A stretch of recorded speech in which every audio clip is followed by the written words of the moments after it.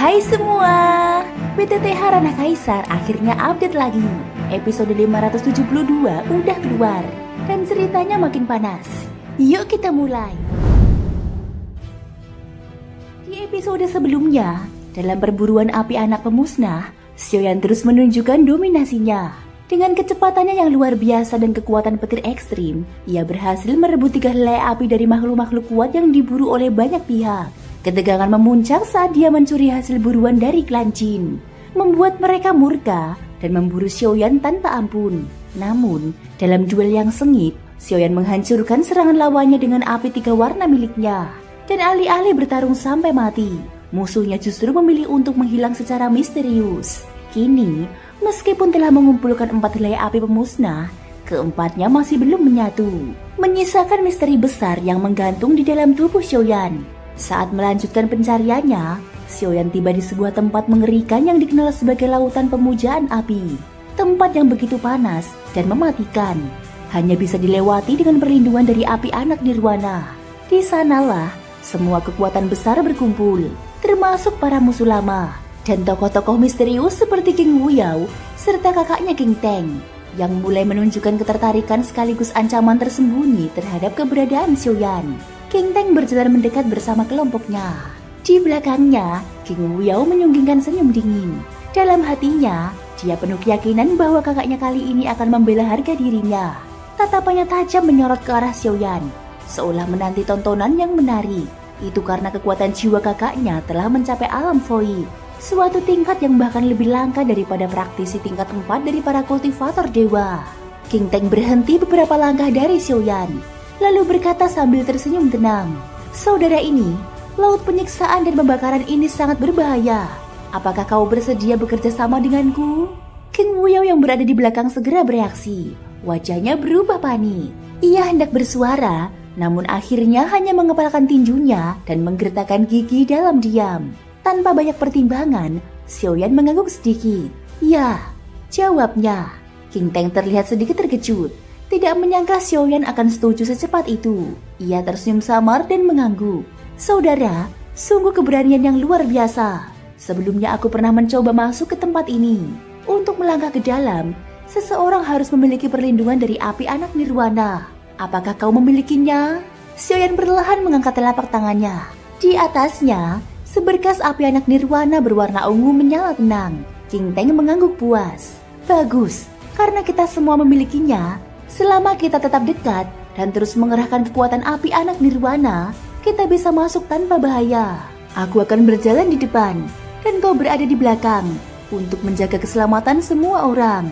Bersama dengan Xiaoyan dan orang-orang dari pavilion 9 pil emas, jumlah mereka total 6 orang. Tidak terlalu banyak, namun juga tidak sedikit. Meskipun belum memahami rencana sebenarnya dari King Teng, Xiaoyan justru tertarik untuk melihat sejauh mana tipu muslihat pria itu.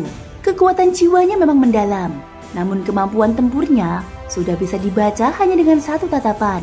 King Teng menatapnya, lalu bertanya dengan nada menyelidik, "Aku dengar dari adikku, kau mengenal Dewa Huacan dari alam Dewa Surga?" Xiaoyan membalas dengan tenang, suaranya datar, "Pernah bertemu beberapa kali." Sudut bibir King Teng sedikit berkedut. Jawaban itu terlalu santai. Ia tertawa kecil dalam hati, menganggap Xiaoyan sedang membual. Namun ia tidak memperdebatkannya lebih jauh. Ia melangkah sambil berbicara ringan. Tampaknya saudara ini cukup terkenal juga. Kalau begitu, mari kita berangkat. Bagi King Teng, mengenal atau tidak itu urusan Xiaoyan. Di tempat seperti ini, tujuannya hanya satu, mendapatkan api. Jika bisa dimanfaatkan, manfaatkan. Jika tidak, tinggal bunuh. Langkah mereka terhenti saat para anggota klan Jin tiba-tiba menerobos masuk ke dalam laut penyiksaan pembakaran tanpa ragu. King Teng memutar kepala dan berbicara kepada Xiaoyan dengan nada mendesak. "Kita juga harus cepat. Jangan biarkan para gila api itu mendahului." 6 sosok itu pun segera masuk ke dalam laut penyiksaan bersama-sama. Begitu menyentuh lautan api, hawa panas membara langsung menyergap mereka. Anggota pavilion 9 pil emas segera menelan pil hati es, memancarkan hawa dingin dari tubuh mereka untuk melawan panasnya api. King Teng melemparkan satu pil ke arah Xiaoyan. "Untukmu, saudaraku." Xiaoyan menangkapnya, lalu menelannya dalam satu gerakan. Hawa sejuk menyebar ke seluruh tubuhnya. "Terima kasih." King Teng mengangguk kecil. Xiaoyan kini berada di posisi paling belakang. Tempat itu terlihat aman, tapi justru bisa menjadi titik paling berbahaya. Semua orang membelakanginya. Jika ingin menyerang diam-diam, inilah momen terbaik. Namun, jika King Teng yang menempatkan posisi itu, sudah pasti ia memiliki alasan tersembunyi. Tiba-tiba, nyala api di sekitar berubah. Sebilah pedang raksasa dari api muncul di udara dan melayang turun dengan kecepatan luar biasa. Semua orang berpencar untuk menghindar. Xiaoyan tampak bergerak sedikit lebih lambat dari lainnya. Dalam hatinya, ia menyipitkan mata dan bergumam, memerintah dari balik bayangan. Seketika, kilatan petir ekstrim muncul di bawah kakinya. Ia menghindar dengan mudah, meski tidak sepenuhnya lepas dari gelombang kejut ledakan. Semua anggota mengaktifkan api anak nirwana mereka untuk menahan ledakan. Namun Xiaoyan justru tidak melakukan apa-apa. Ia membiarkan ledakan menghantam tubuhnya secara langsung. Tubuhnya bergetar keras, dagingnya sobek, darah emas memancar di udara. King Teng menajamkan tatapan. Dalam hatinya ia berpikir, bodoh sekali. Apa dia pikir tubuhnya bisa bertahan dari kekuatan semacam ini? Namun sesaat kemudian, matanya melebar. Xiaoyan merobek bajunya yang rusak. Luka-luka di tubuhnya telah sembuh dengan kecepatan luar biasa.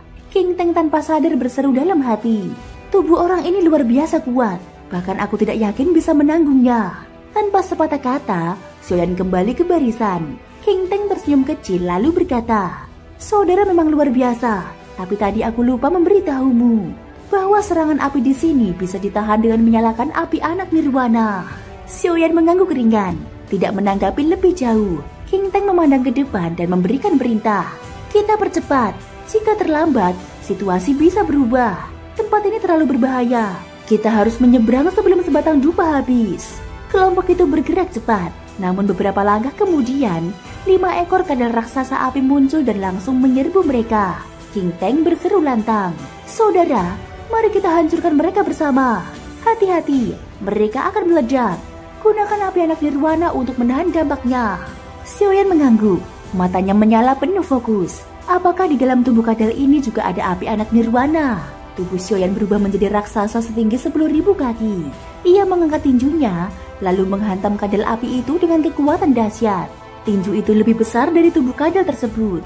Kecepatannya tak terbayangkan. Kadal itu tidak sempat menghindar.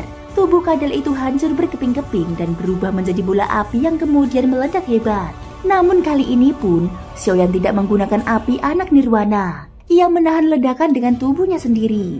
Bukan karena sombong, tapi karena ia ingin merasakan hukum kehancuran yang tersembunyi dalam ledakan tersebut. Itu penting untuk memahami dan menguasai api nirwana. Ledakan itu masih dalam batas yang bisa ditanggungnya. Dan benar saja, di tengah pusaran api, Xiaoyan melihat seberkas kecil api anak nirwana melayang. Ia membuka mulut dan menelannya tanpa ragu. King Teng yang melihat itu langsung terbelalak. Ia juga telah membunuh satu kadal, tapi tidak berani menelan api itu begitu saja. Sebaliknya, ia mengeluarkan sebuah labu merah lalu menyerap api tersebut ke dalamnya dengan hati-hati.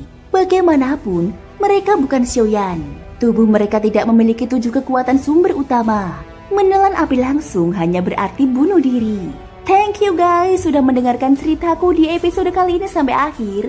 Jangan lupa like dan subscribe-nya ya. Semoga hari kalian menyenangkan. Sampai jumpa dan bye-bye.